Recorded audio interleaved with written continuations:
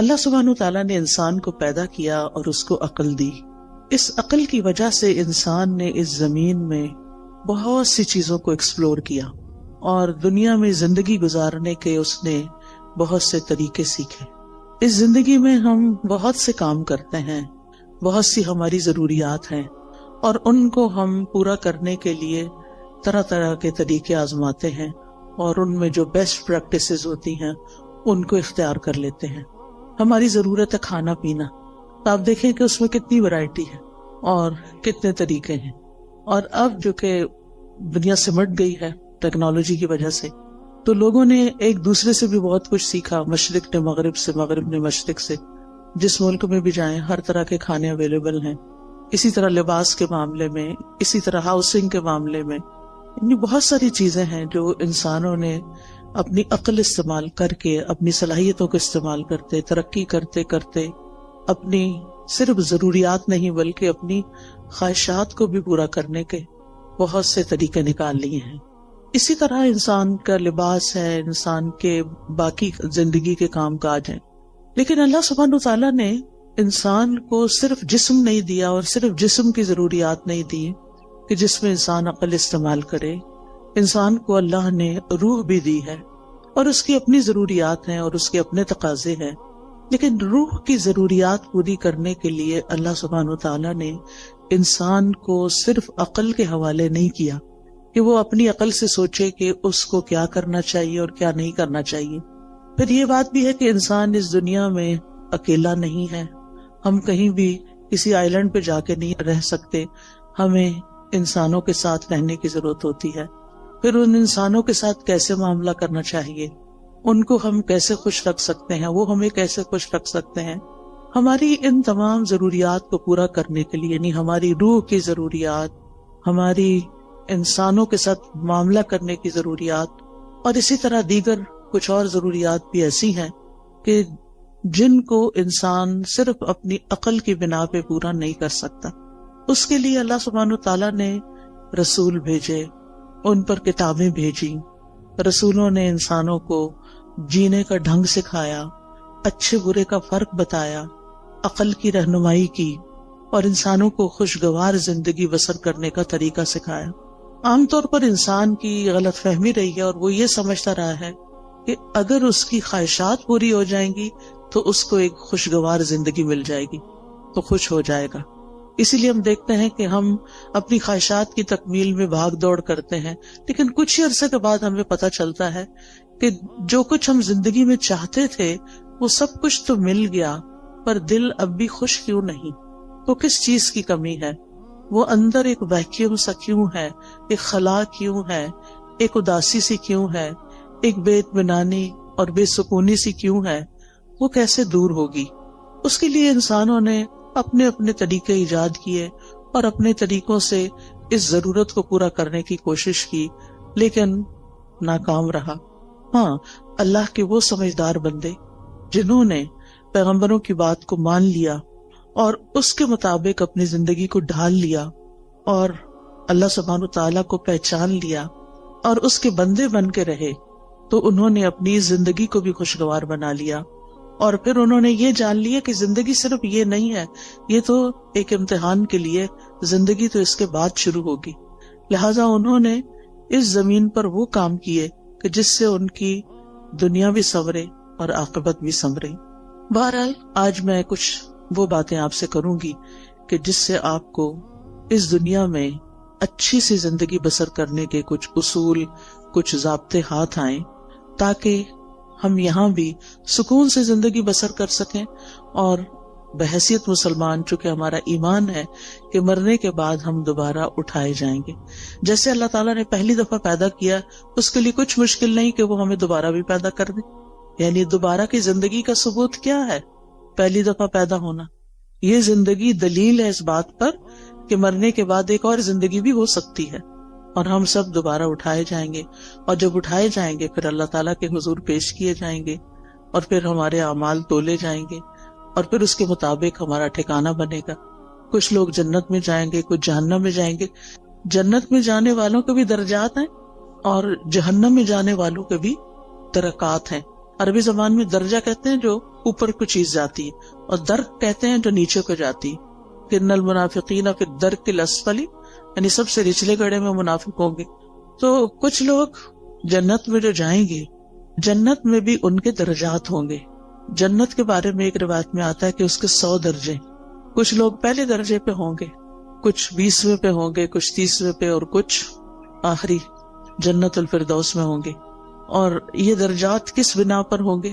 قرآن مجید میں آتا ہے لِكُلٍّ دَرَجَاتٌ مِّمَّا عَمِلُوا، ہر ایک کے درجات ہیں اس کے مطابق جو انہوں نے عمل کیے. یعنی جیسے عمل ہوں گے، جتنے عمل ہوں گے، اس کے مطابق درجہ ملے گا. دنیا میں بھی انسان جیسے جتنی کمائی کرتا ہے، محنت کرتا ہے، کام کرتا ہے، اتنا مال اکٹھا کر لیتا ہے. عمل کا بھی یہی حال ہے، جتنا انسان عمل کرتا ہے، کوشش کرتا ہے، اور اس کے مطابق پھر آخرت کے درجات کما لیتا ہے. اب یہ ہماری اپنی چوائس ہے کہ ہم اپنے لیے کیا چاہتے ہیں. بہرحال خوشگوار زندگی بسر کرنے کا پہلا اصول یہی ہے جو قرآن نے ہمیں دیا ہے کہ انسان عمل صالح پر، نیک کاموں پر، خیر کے کاموں پر توجہ کرے اور ان کو بجا لانے کی کوشش کرے. اس میں ہم سورۃ النحل میں دیکھتے ہیں، آیت نمبر 97 ہے، من عمل صالحا من ذکر او انثى وهو مؤمن فلنحيينه حیاتا طیبہ وَلَنَجْزِيَنَّهُمْ أَجْرَهُمْ بِأَحْسَنِ مَا كَانُوا يَعْمَلُونَ.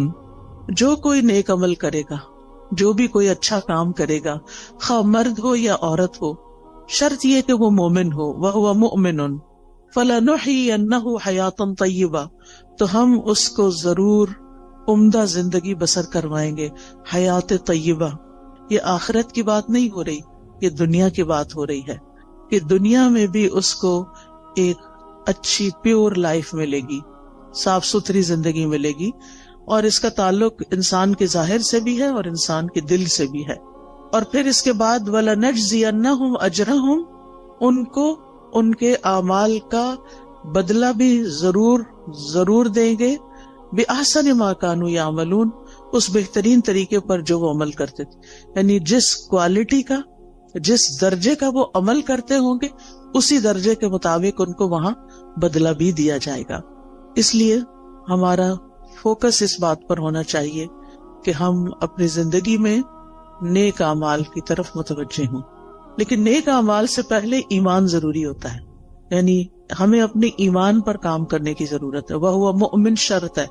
اگر ایمان نہیں ہے تو آپ دیکھیں اچھے کام تو دنیا میں ہر کوئی کم کوئی زیادہ اچھے کام کرتا ہے، بلکہ بہت سے نان مسلم ایسے ہیں جو شاید مسلمانوں سے بھی زیادہ اچھے کام کر رہے ہوں، انسانیت کی بھلائی کے کام کر رہے ہوں، لیکن وہ فائدہ نہیں دیتے جب تک کہ وہ اللہ کے لیے نہ کیے جائیں اور اللہ پر ایمان لا کر نہ کیے جائیں. ایون مسلمان بھی اگر کوئی اچھا کام کرتا ہے لیکن اللہ کے لیے نہیں کرتا تو اس کا فائدہ نہیں ہوتا اس کو. اگر وہ اپنا کام دکھاوے کے لیے کر رہا ہے، دوسروں کو خوش کرنے کے لیے کر رہا ہے، تو اس کا وہ فائدہ نہ ہوگا. لہذا پہلا کام کیا کرنا ہے ہمیں کہ ہمیں اپنے ایمان پر کام کرنا ہے. ہمیں دیکھنا ہے کہ ہمارا ایمان کس کس چیز سے بڑھتا ہے اور کس کس چیز سے بڑھے گا. لہذا بہت ضروری ہے کہ ہم وہ کام کریں جس سے ہمارا ایمان بڑھے. اس میں آپ دیکھیں کہ ہم میں سے ہر شخص اپنے دل کی کیفیت کو تو سمجھتا ہے. ہم میں سے ہر ایک کو پتا ہے کہ کس کام کے بعد میری اندر کی فیلنگز اچھی ہو جاتی ہیں، میری اللہ سے محبت بڑھ جاتی ہے، مجھے لوگوں سے کوئی شکوے شکایت نہیں رہتے، مجھے صبر کرنا آ جاتا ہے، مجھے شکر کرنا آ جاتا ہے، مجھے لوگوں کے رویوں سے بے نیازی آ جاتی ہے، دنیا کے غم ہلکے ہونے لگتے ہیں. وہ کون سی چیز ہے؟ اس راز کو پائیں. جس نے اس راز کو پا لیا وہ کامیاب ہو گیا. کیونکہ بہت سے لوگ بھٹکتے رہتے ہیں اندھیروں میں، سب کچھ جاننے کے باوجود بھی ان کو یہ نہیں پتا چلتا کہ ان کے دل کا چین، سکون، اطمینان، خوشی کس چیز میں ہے. سب کچھ ہوتے ہوئے بھی وہ پریشان کیوں رہتے ہیں، سب کچھ ہوتے ہوئے بھی کسی چیز کی کمی کا احساس کیوں رہتا ہے. لہٰذا ہم میں سے ہر ایک کو مختلف چیزیں ٹرائی کرنی چاہیے. تجربہ کرنا چاہیے. وہ کون سی بات ہے، وہ کون سا کلام ہے، وہ کون سی مجلس ہے، وہ کون سا انسان ہے، وہ کون سی محنت اور کوشش ہے کہ جس کے بعد مجھے ایک سیٹسفیکشن نصیب ہوتی ہے. اور جس چیز کے بعد آپ کو ملے اس چیز کو پھر دوبارہ دہرانا چاہیے. وہ قرآن مجید کا پڑھنا بھی ہو سکتا ہے، وہ اللہ کا ذکر بھی ہو سکتا ہے، وہ بندوں کی خدمت بھی ہو سکتی ہے. اگر یہ سارے کام اللہ کی خاطر ہو رہے ہوں، کسی کو دکھانے کے لیے نہ ہو رہے ہوں، وہ صدقہ خیرات بھی ہو سکتا ہے. نبی صلی اللہ علیہ وسلم نے فرمایا کہ تم آگ سے بچو خواہ کھجور کا ایک ٹکڑا، یعنی پوری کھجور بھی نہیں، بشق تمرہ. شق کہتے ہیں یعنی اگر جب اس کو دو حصوں میں توڑا جائے تو وہ ہر دو حصہ شق جانب، یعنی اس کا ایک پیس جو ہے کھجور کا ایک پیس، اندر تو گٹلی ہوتی، اگر وہ پوری کھجور بھی نہیں دے سکتے، آدھی کھجور دے کے بھی تم اس کو پا سکتے ہو، یعنی آگ سے بچ سکتے ہو. تو ایسا ضرور کرو.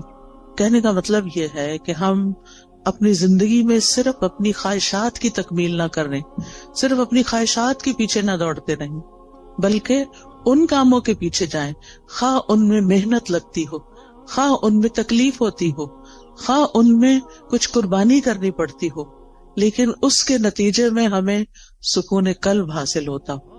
امام ابن تیمیہ نے کہا تھا کہ انسان کے لیے ایک جنت دنیا میں ہے اور ایک آخرت میں ہے.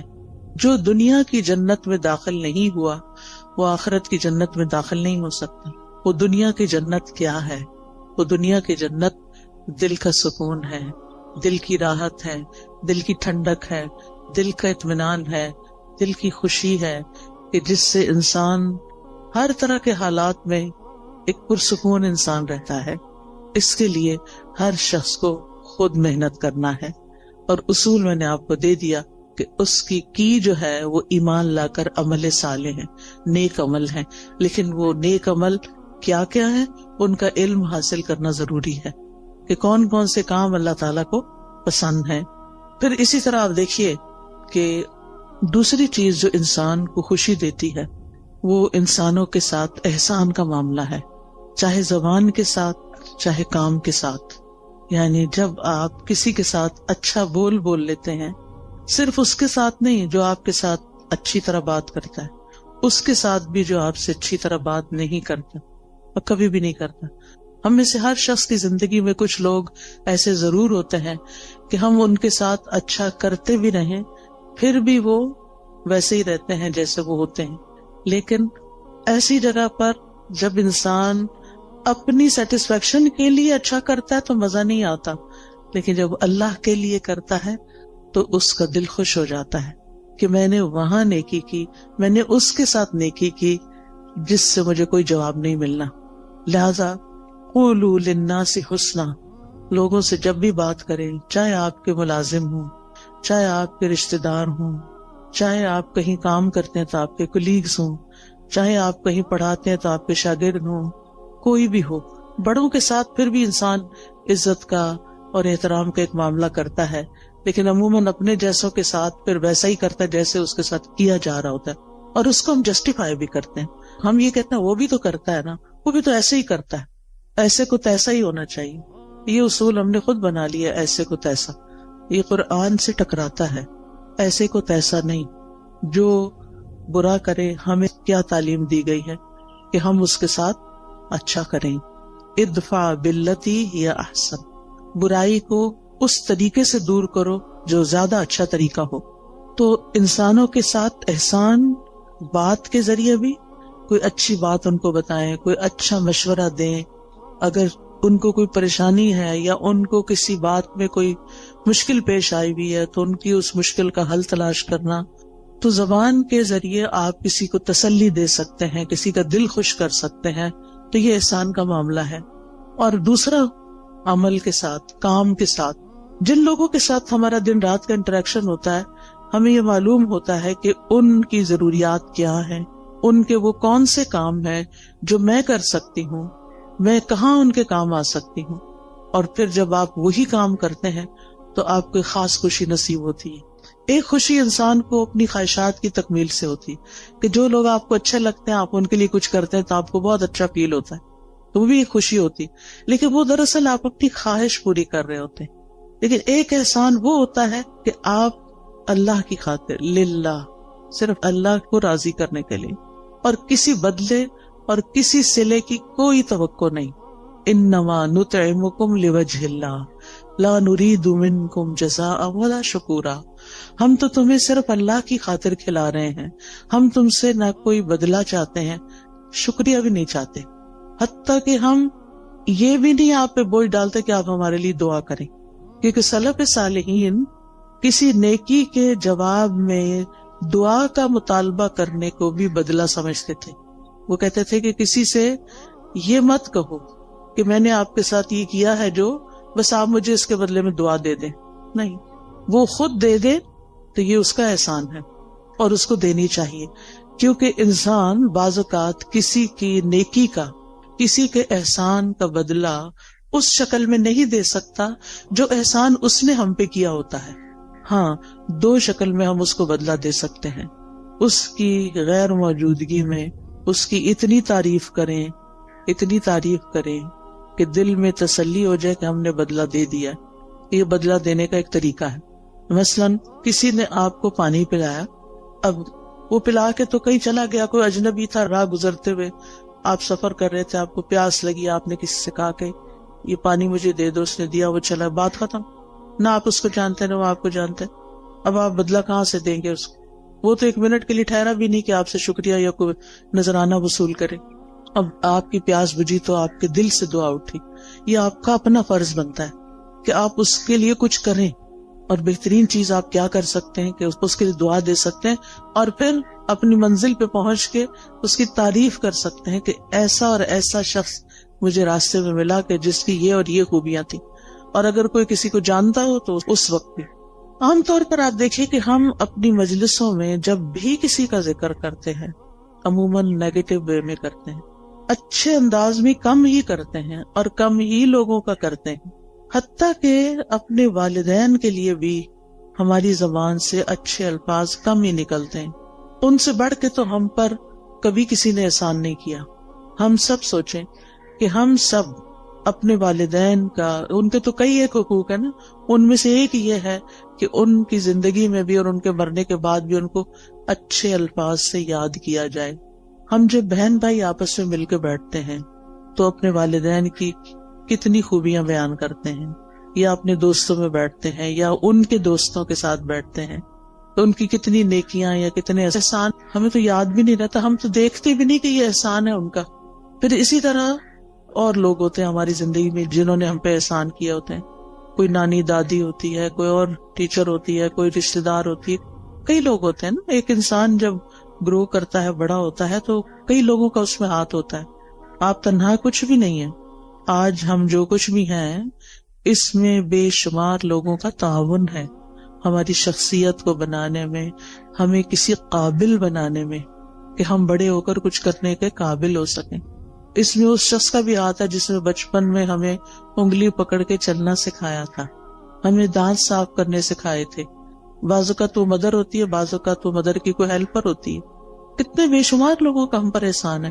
ہم سوچے کہ ہم نے اپنے محسنین میں سے کتنے محسنوں کو اچھے لفظوں میں کبھی یاد کیا. اور آپ دیکھیں کہ ہمارے منہ سے جو لفظ نکلتے ہیں نا، ان کا سب سے پہلے براہ راست امپیکٹ خود ہمارے اپنے اوپر پڑتا ہے. جب ہم اچھی بات کرتے ہیں تو اس کا اچھا اثر خود اپنے اوپر پڑتا ہے، آپ اپنا دل خوش ہوتا ہے. اور جب ہم کسی کی بری بات کرتے ہیں یا سنتے ہیں تو اس کا برا اثر آپ کے اپنے اوپر بھی پڑتا ہے. یہ ہو نہیں سکتا کہ آپ اس سے پھر بچ جائیں، کہ آپ کسی کو کچھ سنا دیں. اور سے کوئی شخص کسی کو کوئی گالیاں دے رہا ہے تو یہ تو نہیں ہوتا کہ وہ اٹھا کے صرف اس پہ کچھ پھینک رہا ہے، وہ اپنے آپ کو اپنے کانوں کے ذریعے اپنے دل پہ بھی پھینک رہا ہے. تو ان احسنتم احسنتم لانفسکم، اگر تم اچھا کرو گے تو اپنی ذات کے لیے اچھا کرو گے. انسان جب اچھا کرتا ہے اپنے ہی لیے اچھا کرتا ہے. اسی طرح خوشگوار زندگی بسر کرنے کے لیے بڑا ضروری ہوتا ہے، ایک اچھی زندگی بسر کرنے کے لیے، کہ انسان کسی اچھے کام میں مصروف رہے. ایک تو وہ کام ہوتے ہیں نا جو ہمیں کرنے پڑ جاتے ہیں، جو مجبوری سے ہم کرتے ہیں، ہمارے اوپر وہ ڈال دیے جاتے ہیں. مثلاً آپ بیٹی ہیں، گھر میں رہتی ہیں، تو آپ کی والدہ نے آپ کو کچھ کام کہہ دیے کہ یہ تم نے کرنے. جیسے ہم اپنے بچوں کے ساتھ کرتے ہیں، کچھ کام بیٹے کے ذمہ، کچھ بیٹی کے ذمہ، کچھ وہ تو کرنا ہی ہے کہ آپ کا فرض بنتا ہے کہ آپ جس گھر میں رہتے ہیں، جہاں سے آپ سارے فائدے اٹھاتے ہیں، وہاں آپ پے بیک بھی کریں، کچھ نہ کچھ واپس لوٹائیں، کچھ نہ کچھ اس گھر کی خیر خواہی کریں.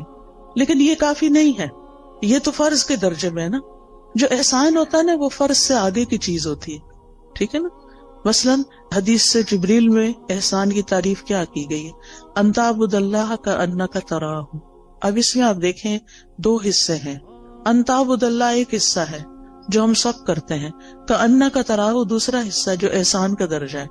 اگر آپ یہ نہیں کرتے کأنک تراہ تو آپ صرف عبادت کریں، فرض پورا کریں، ہو گیا. لیکن احسان کے درجے کو نہیں آپ پہنچے. احسان کے درجے کو وہ پہنچتا ہے جو اسے خوبصورت انداز میں نبھاتا ہے. تو اس میں آپ دیکھیے کہ ہم سب اپنی زندگی میں کوئی نہ کوئی ایسا مقصد رکھیں، کوئی نہ کوئی ایسی چیز کریں جو ہمارے روز مرہ کے فرائض سے آگے کی چیز ہو. اس میں ہم کوئی علم سیکھنے کی بات کر سکتے ہیں، کوئی سکھانے کی کر سکتے ہیں، کوئی ایسا ہنر اللہ نے آپ کو دیا ہے کہ جس سے آپ خلق خدا کو کوئی فائدہ پہنچا سکتے ہیں. اور جو لوگ اپنی جوانی میں مصروف زندگی گزارنا سیکھ لیتے ہیں، اپنے وقت کو لغو اور فضول بیکار باتوں سے بچا کر اچھے کاموں میں لگاتے ہیں، ان کا بڑھاپا بڑا خوشگوار ہوتا ہے. میں نے مختلف لوگوں کے بڑھاپے دیکھے ہیں، کچھ کے انتہائی مزریبل کہ رو رو کے انہوں نے وقت کاٹا زندگی کا آخری، اور کچھ کا انتہائی خوشگوار، جن میں سے الحمدللہ میری اپنی والدہ محترمہ تھی. ہم 12 بہن بھائی تھے، انہوں نے 13 بچے جنم دیے، 13واں فوت ہو گیا تھا، لیکن 12 انہوں نے پال کے جوان بڑے کیے اور ان کی تربیت کی، اور وہ ساری زندگی انتہائی مصروف رہی انہی بچوں کی پیدائش اور پرورش اور تعلیم اور شادی اور ان سب چیزوں میں.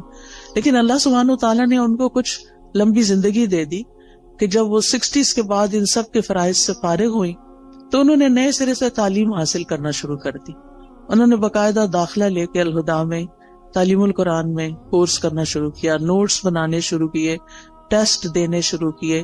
اسٹوڈنٹس کے ساتھ اتنے ہمبل طریقے سے بیٹھتی تھی کہ جیسے وہ بھی ایک اسٹوڈنٹ ہے، یونیفارم پہنتی تھی، اور بچیوں کے ساتھ ایسی دوستی رکھی ہوئی تھی جیسے کسی اپنے ہم عمر کے ساتھ ہوتی. بے شمار بچیاں ان سے مشورے لیتی، کوئی کچھ بات کرتی، کوئی کچھ، یعنی سب کی وہ نانی اماں تھی. اور پھر ایک دفعہ کورس ختم ہوا، پھر دوبارہ شروع کر دیا، پھر تجوید کورس میں داخلہ لے لیا. تجوید کورس کے لیولز ہوتے ہیں، پھر وہ اگلے لیول میں لے لیے، حتیٰ کہ ایک تجوید کا لیول کا آفٹرنون میں 1 ویک کورس شروع ہوا، اس میں بھی داخلہ لے لی. اب وہ صبح 8 بجے سے آئی بھی ہوتی تھی اور پھر میرے گھر پہ آرام کرتی، اور پھر وہ شام کا کورس اٹینڈ کر کے 70s میں تھی جب ان کی وفات ہوئی، 78 ایئرس کی تھی وہ. اور اس کے باوجود وہ کسی دن اپنی کلاس مس نہیں کرتے. وہ بہن بھائیوں میں سے جو ملنے جاتا وہ کہتا آپ آرام کریں، آپ کیوں اپنے آپ کو تکلیف دیتے. لیکن وہ صبح سویرے وہ اپنے کام پہ پہنچی ہی ہوتی تھی. اور جس دن وہ بیمار ہوئی ہیں اس سے ایک دن پہلے بھی وہ اپنی کلاس میں آئی ہیں اور اپنا سارا دن وہاں پورا کیا ہے، اور شام کو کسی کو ملنے کے لیے بھی گئی ہیں، اور پھر اگلے دن صبح اٹھی ہیں تو ان کو تکلیف شروع ہوئی ہے جس میں ان کی ڈیتھ 2-3 دن کے بعد ہو گئی. اور نہ ان کی زبان پہ کسی کا شکوہ، نہ کسی سے گلہ، نہ کسی سے کوئی توقع، کون میرے پاس آتا ہے اور کون نہیں. اور اگر ہم جاتے بھی تھے نا، جیسے بہن بھائی ماشاءاللہ ایک کے بعد ایک، تو تھوڑی دیر بات چیت کرتی تھی، پھر کہتے اچھا میری ذرا سورت رہتی ہے، ہر روز سورت بقرہ پوری پڑھنی. پھر آل عمران بھی شروع کر دی کہ جب پتا چلا کہ 2 سورتیں قیامت کے دن 2 بادلوں کی شکل میں ہوں. اور پھر اپنے ہاتھ سے ڈیلی الہدا میں صدقہ کرنا. الحمدللہ ان کے بعد بھی اب تک ہم نے وہ سلسلہ جاری رکھا ہوا ہے کہ جس طرح وہ خود آ کے ہر روز سیدھی جا کے صدقہ کرتی ہیں، بھیجتی کہ جا کے ڈال کے آئیں. تو الحمدللہ تو جو عادتیں انسان ڈال لیتا نا اپنے اندر کسی نہ کسی کام کی مصروفیت رکھنے کی. ٹھیک ہے اگر آپ کے اس وقت بچوں کی وجہ سے بہت مصروفیت ہے، آپ ریگولر 4 دن کا کورس جوائن نہیں کر سکتے، فل ٹائم نہیں کر سکتے، آپ ہفتے میں 1 دن کر لیں. آپ باقاعدہ طالب علم بنیں، آپ پڑھیں، سبق یاد کریں، ٹیسٹ کریں، تب آپ کو پتا چلے گا آپ کہاں کھڑے ہیں. اس پڑھنے میں اور صرف ایک لسنر کے طور پہ سن کے اٹھ کے بلا دینے میں بہت بڑا فرق ہے. جب آپ باقاعدہ طالب علم بنتے ہیں، اور طالب علم کے تو اجر ہی بہت بڑا ہے کہ جو شخص علم کے راستے پہ چلا وہ جنت کے راستے پہ چلا. تو چاہے ہفتہ وار کلاس لیں، چاہے ڈیلی لیں، چاہے صبح کی لیں، چاہے شام کی لیں، چاہے رات کی لیں، چاہے آن لائن لیں، یعنی کوئی طریقہ اپنے لیے ضرور سوچیں. یا پھر اگر آپ نے سب کچھ کر لیا اور آپ ون سے بھی وہ کرتے ہیں پھر بھی ٹائم ہے تو خدمت خلق، سوشل ورک کا کوئی نہ کوئی کام ضرور کریں. غریب لوگوں سے جا کے ملیں، کچی بستیوں میں جائیں، جو ان پڑھ لوگ ہیں ان کو پڑھائیں، جو ضرورت مند ہیں ان کی ضروریات پوری کریں. نہیں، آپ کے آس پاس بہت سے لوگوں کی آپ خدمت کر سکتے ہیں. تو جو کسی کے ساتھ احسان کا معاملہ کرتا ہے وہ احسان واپس اس پہ لوٹ کے آتا ہے، یعنی واپس آپ کی طرف ہی آئے گا. دنیا میں بھی آپ کو فائدہ دے گا، آپ کی زندگی خوشگوار ہو جائے گی، آپ کے غم دور ہو جائیں گے، اور آخرت میں تو فائدہ دے گا ہی دے گا. مسلمان کو جب قبر میں دفن کیا جاتا ہے، اور قبر کی تنہائی تو آپ کو پتہ ہے کوئی بھی ساتھ نہیں جاتا، اس وقت صرف عمل ساتھ جاتے ہیں.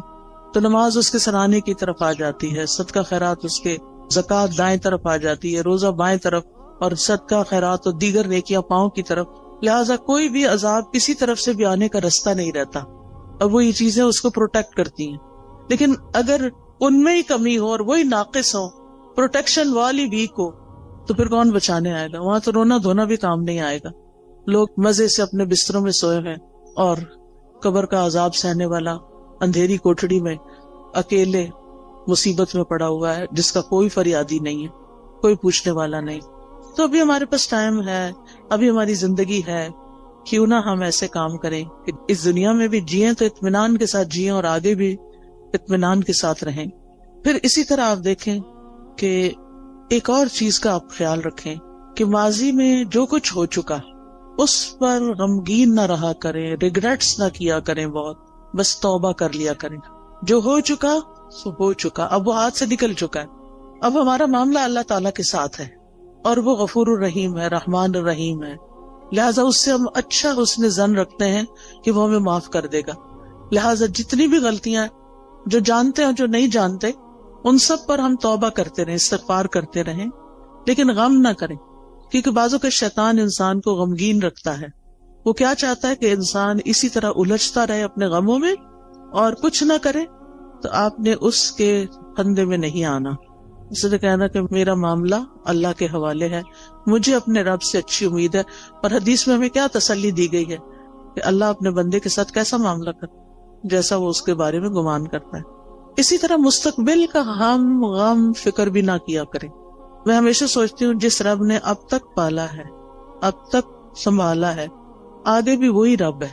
جس چیز کے بارے میں بھی فکر آنے لگتی ہے تو میں اپنے مائنڈ کے اندر اس چیز کو ایسے ریپ کرتی ہوں، اور پھر میں کہتی ہوں اللہ تعالیٰ یہ آپ کے حوالے. جیسے موسیٰ علیہ السلام کی والدہ نے موسیٰ علیہ السلام کو ریپ کیا اور باسکٹ میں ڈالا اور دریا کی نظر کیا اور کہا یہ آپ کے حوالے. ایسے ہی امیجنیشن میں جو چیز بچوں کے بارے میں فکر ہے تو ان کو بھی اسی طرح ریپ کر کے اللہ کے حوالے کر دیا کریں. میں باقاعدہ بولتی ہوں یہ لفظ، اللہ آپ نے موسیٰ علیہ السلام کی جیسے حفاظت کی تھی ایسے ہی میرے بچے کی آپ حفاظت کریں. یوسف علیہ السلام کا جو ماحول تھا سارا وہ کیسا تھا؟ مصر میں کسی اسلامی ماحول میں تھے، کسی اسلامی اسکول میں جا رہے تھے، یا کسی اسلامی درسگاہ میں تھے، یا کسی مسجد میں بیٹھے رہتے تھے. وہاں تو مسجد نام کی کوئی چیز نہیں تھی، وہاں تو کچھ نہیں تھا ان کے پاس، ہر طرف برائی کے مواقع تھے. کس نے حفاظت کی؟ اللہ نے حفاظت کی. ہر وقت بچوں کے لیے پریشان نہ رہا کریں.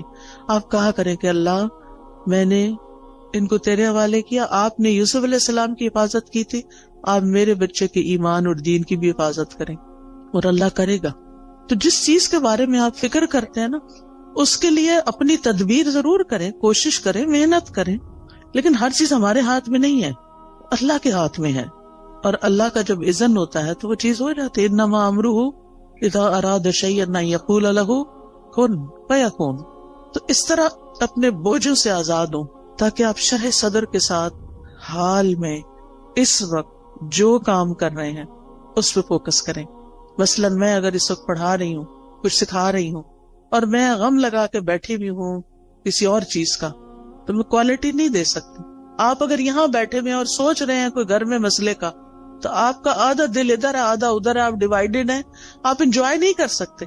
اس وقت آپ سب کچھ چھوڑ کے آئے ہیں، ریلیکس ہو جائیں، سکون سے بیٹھیں، اطمینان سے سنیں، اپنے لیے کچھ پک کریں، یاد رکھیں، ساتھ لے کے جائیں، اور اس کے مطابق زندگی بسر کریں تاکہ یہاں آنے کا کچھ فائدہ ہو آپ کو.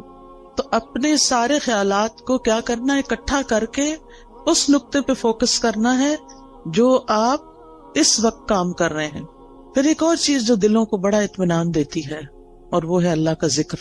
اٹھتے بیٹھتے چلتے پھرتے ہر موقع کا ہمیں ذکر سکھا دیا گیا. آپ سیڑھی چڑھ رہے ہیں تو آپ اللہ اکبر کہیں, آپ اتر رہے ہیں تو سبحان اللہ کہیں, آپ کہیں انٹر ہو رہے ہیں تو بسم اللہ پڑھیں, آپ کہیں سے نکل رہے ہیں تو دعا پڑھ لیں, آپ گاڑی میں بیٹھے ہیں تو دعا پڑھ لیں, آپ گھر میں داخل ہوئے تو پڑھ لیں, آپ گھر سے نکل رہے ہیں تو پڑھ رہے ہیں, کھانا کھانے لگے تو آپ پڑھ لیں, کھانا کھا چکے ہیں تو دعا پڑھ لیں, آپ سونے لگے ہیں تو دعا پڑھ لیں, کوئی آ گیا ہے تو سلام دعا میں دعائیں ہیں. یعنی کون سی چیز ایسی ہے جس کے بارے میں ہمارے دین نے ہمیں رہنمائی نہیں دی اور ہمیں دعائیں نہیں سکھائی. ہمیں پتہ نہ ہو تو وہ الگ بات ہے. لہٰذا کثرت سے اللہ کا ذکر. قرآن مجید میں اللہ تعالیٰ اپنے مومن بندوں اور بندیوں کی صفت یہ بیان کرتے ہیں وَالذَّاكِرِينَ اللَّهَ كَثِيرًا وَالذَّاكِرَاتِ, کہ وہ کثرت سے اللہ کا ذکر کرنے والے ہیں, مرد بھی اور عورتیں بھی.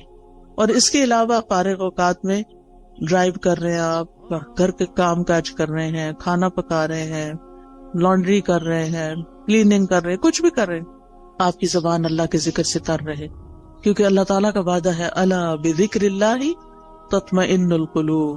اور یہ بھی آتا ہے الذین آمنوا وتطمئن قلوبہم بذکر اللہ. وہ لوگ جو ایمان لائے ہیں, ایمان والے جو ہیں, ان کے ذکر اللہ کے ذکر سے ہی اطمینان پاتے ہیں. اگر ذکر کچھ لوگ کہتے ہیں ذکر بھی کرتے پر چین نہیں آ رہا, پھر اپنے ایمان پہ کام کریں, کیونکہ اللہ تعالیٰ نے ایمان والوں کی تو یہی صفت بیان کی کہ ان کو اللہ کے ذکر سے چین آ جاتا ہے, ان پہ یہ دوائی کام کر جاتی ہے. اور اگر آپ پر یہ دوائی کام نہیں کر رہی تو پھر دوائی کا قصور نہیں ہے, کچھ مشکل آپ کے اندر ہے, کیونکہ ذکر تیر بہدف نسخہ ہے. تیر بہدف کا مطلب ہوتا ہے نشانے پہ جا کے لگتا ہے, جس قسم کی آپ کو تکلیف ہو اس کا علاج ہے. پھر اسی طرح اپنی روز مرہ کی گفتگو میں اللہ کی نعمتوں کا ذکر شروع کر دیں, اللہ کی نعمتوں کو دیکھنا شروع کریں, چھوٹی چھوٹی باتوں پر شکر ادا کریں. مثلاً آپ واش روم میں جاتے ہیں, ٹیپ کھولتے ہیں, گرم پانی آتا ہے, صرف ہاتھ دھو کے وضو کر کے نہا کے باہر نہ نکلیں, بلکہ کیا کریں, دل ہی دل میں, ادھر اللہ کا ذکر تو نہیں ہم نے کرنا ہوتا واش روم میں کھڑے ہو کر, دل ہی دل میں کریں شکر ہے, شکر, لفظ شکر منہ سے نکالتے جائیں, شکر لفظ بولنا تو واش روم میں منع نہیں, شکر ہے, شکر ہے, شکر ہے. اسی طرح کوئی بھی اور چیز جو آپ کے گھر میں اللہ نے آپ کو سہولت دی ہوئی, مثلاً سردی ہے اور اللہ نے آپ کو ہیٹر جیسی نعمت دی ہوئی ہے, آن کرتے ہوئے آف کرتے ہوئے اللہ تیرا شکر ہے تو نے یہ نعمت دے رکھی ہے. کتنے ہی لوگ ایسے ہیں جن کے پاس یہ نعمت نہیں ہے, کتنے ہی لوگ ہیں جن کے پاس پورا لباس بھی نہیں ہے, ان کے پاس آپ جیسی رضائی بھی نہیں ہے, ان کے پاس جوتے بھی نہیں ہیں, جرابیں بھی نہیں ہیں, پورا کھانا بھی نہیں ہے. ہمیں تو سردی لگتی ہے, کہتے چائے کا کپ پی لو سردی ختم ہو جائے گی, یہ فلاں حلوہ کھا لو, فلاں کتنی سوغاتیں ہم نے بنائی ہوئی ہیں سردیوں کی اپنی سردی کو دور کرنے کے لیے. کیسی کیسی نعمتیں اللہ نے دی ہیں. یعنی صرف کھانے کی حد تک تھوڑی رہتے ہیں ہم سب کہیں نہ کہیں سے کچھ نہ کچھ بچا کے کر کے ہم اپنے لیے کچھ نہ کچھ ایکسٹرا بنا لیتے ہیں. کتنے لوگ ہیں جن کے پاس یہ سب کچھ, پھر بھی ہم روتے ہیں کیونکہ ہم شکر ادا نہیں کرتے. آپ چل سکتے ہیں, آپ بول سکتے ہیں, آپ کو کوئی اچھی سی خوشبو آتی ہے, شکر, اللہ تیرا شکر. اللہ کی نعمتوں پر شکر ادا کرنا سیکھیں. اور لوگوں سے بھی بات کریں تو نعمتوں کا ذکر کریں, مسائل کا نہ ہر وقت کریں. مشکل پتہ کیا ہے, ہم صرف مسائل کو ڈسکس کرتے ہیں, یہ مسئلہ پیش آ گیا, وہ مسئلہ پیش آ گیا, یہ مسئلہ حل نہیں ہوا, وہ مسئلہ حل نہیں. شوہر گھر آئے گا تو مسائل کی پٹاری کھل جائے گی, بچوں سے ملاقات ہوگی تو مسائل ہیں, کیوں ہر وقت مسائل کی باتیں کریں. مسائل جس وقت یاد آئے نا, دیر اینڈ دین دل ہی دل میں اللہ کو پکار لیا کریں, اللہ تعالیٰ یہ مسئلہ تو ہے, بس آپ حل کر دیں, سارے خزانے تیرے ہاتھ میں, آپ نہیں کرنا ہے. اور واقعی ہم نے خود تو کرنا نہیں ہوتا, کوشش ضرور کریں, لیکن بندوں کے پاس حال کوئی نہیں ہے. بندے آپ کی طرح یا آپ سے بھی زیادہ کمزور ہوتے ہیں. جن بندوں پہ ہم ریلائے کر رہے ہوتے ہیں وہ بعض اوقات ہم سے بھی کمزور ہوتے ہیں. اسی لیے اللہ تعالیٰ نے قرآن مجید میں ایک مثال دی ہے. اللہ کے سوا جنہوں نے اور سہارے بنا رکھے ہیں, اولیاء بنا رکھے ہیں, مددگار سمجھ رکھے ہیں, ان کی مثال مکڑی کی طرح ہے جو ایک گھر بناتی ہے، اور گھروں میں سب سے کمزور گھر مکڑی کا ہوتا ہے. اگر مثال کے طور پر کہیں مکڑی کا جالا لگا ہوا ہے اور آپ ذرا سلپ ہونے لگے، پکڑے ذرا جالے کو، سہارا دے گا آپ کو؟ نہیں، کمزور ہے وہ جالا. کمزوروں کا سہارا چھوڑ کر سب سے طاقتور کا سہارا پکڑیں، اللہ پر توکل کریں، اللہ کا سہارا لیں، اللہ سے مدد مانگیں، اس پر یقین رکھیں. ہر چیز اس کے ہاتھ میں ہے. بیدہ الملک، ساری بادشاہت، ساری ملکیت اسی کی ہے. وہو علی کل شیء قدیر، اور وہ ہر چیز پر پوری قدرت رکھتا ہے. پھر آپ دیکھیں کہ جو چیزیں آپ کو پریشان کرتی ہیں نا، ان کی کسی وقت لسٹ بنا لیں. مجھے یہ بھی فکر ہے، مجھے یہ بھی فکر ہے، یعنی کیا کیا کیا کیا کیا کیا پریشان کرتا، کیا کیا غمگین کرتا. ہاتھ پہ ہاتھ رکھ کے نہیں بیٹھے رہیں، لسٹ بنائیں. کیا بادر کر رہا ہے، کیوں کر رہا ہے، اس مسئلے کا حل کیا ہے. ٹھیک ہے نا؟ تو ان مسائل کے حل کی کوشش بھی کرنی ہے. مسائل لکھ لینے، اس کا حل. پھر آپ دیکھیں کہ کن لوگوں کے پاس اتنی عقل سمجھ ہے کہ جو اس کو جان. مثلاً آپ بیمار ہوتے ہیں، کس کے پاس جاتے ہیں؟ یہ کس کے پاس جانا چاہیے؟ سب چپ بیٹھے، لگتا جاتے ہی نہیں ہے. ڈاکٹر کے پاس. ڈاکٹر شفا دیتا ہے؟ نہیں، تو پھر کیوں جاتے ہیں؟ ذریعہ بنتا ہے. ٹھیک ہے. اس کوشش کی وجہ سے جو ہم پر لازم کی گئی ہے کہ کوئی مسئلہ پیش آ جائے تو اس کو دور کرنے کے لیے کوشش کریں، یہ یقین رکھتے ہوئے کہ کوشش ہماری طرف سے اور شفا اللہ کی طرف سے. ہم جا رہے ہیں ڈاکٹر کے پاس، ڈاکٹر اپنے علم کی روشنی میں ہمیں مشورہ دے گا، دوائی دے گا، اس دوا میں شفا اللہ ڈالے گا. ایسے سوچا کریں. ٹھیک ہے. گیزر خراب ہو جائے تو کس کے پاس جاتے ہیں؟ پلمبر کے پاس. اسی طرح جس قسم کا کوئی مسئلہ پیش آتا ہے زندگی میں، اس کا حل کس کو اللہ نے سکھایا، کون ہو سکتا ہے، بس اس کے پاس جائیں. ہر ایک کے سامنے. یہ نہیں کہ دوست کا فون آیا تو اس کو کہانی سنا، آج گیزر خراب ہو گیا تھا، پھر ٹھنڈا پانی تھا، پھر یہ ہو گیا. وہ کتنا وقت اپنا بھی ضائع کر اس کو بھی بیزار کیا. وہ کیا کر سکتی ہے اپنے گھر میں بیٹھی ہوئی آپ کے گیزر کے لیے؟ ہاں، یہ ہو سکتا ہے. آپ کو نہیں پتا کسی اچھے پلمبر یا کسی اچھے کام کرنے والے، آپ اسے یہ کہہ سکتی، آج یہ مسئلہ پیش آیا ہے، تمہارے علم میں کوئی ہے جو یہ مسئلہ حل کر سکے؟ اگر ہے تو ٹھیک، ورنہ آگے چلو، کوئی اور بات کرو. ہم عقل کا ثبوت نہیں تھا. ہر بات ہر ایک سے نہیں کرنی ہوتی.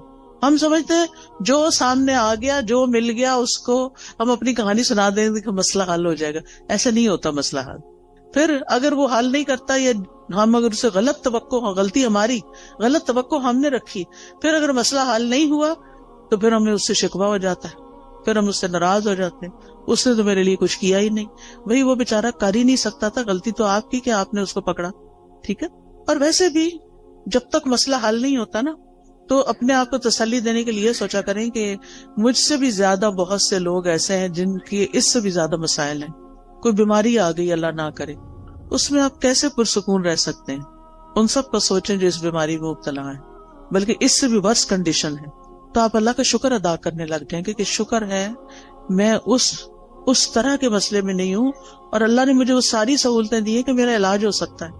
کتنے لوگ ہیں جو اپنا علاج کرا سکتے ہیں، اور کتنے لوگ ہیں جن کو اچھے ڈاکٹرز مل سکتے ہیں. لہٰذا نعمتوں کا ذکر کرتے رہیں اور غموں کا ازالے کی کوشش میں لگے رہیں.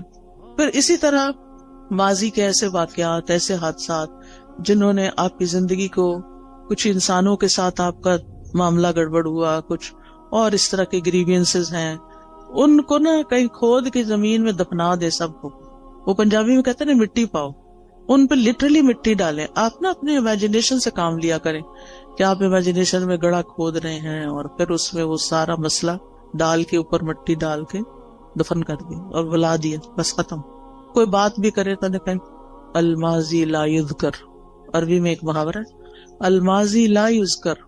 ایک شخص کے بارے میں آتا ہے کہ اگر کوئی اس کو تکلیف دیتا یا کسی کے ساتھ اس کا کوئی ایسا معاملہ ہو جاتا، اور پھر وہ شخص شرمندہ ہو کے اس کے پاس آتا کہ مجھے معاف کر دو، میں نے فلاں وقت میں تمہارے ساتھ ایسا کیا، تو وہ یہی بولتا الماضی لا یذکر.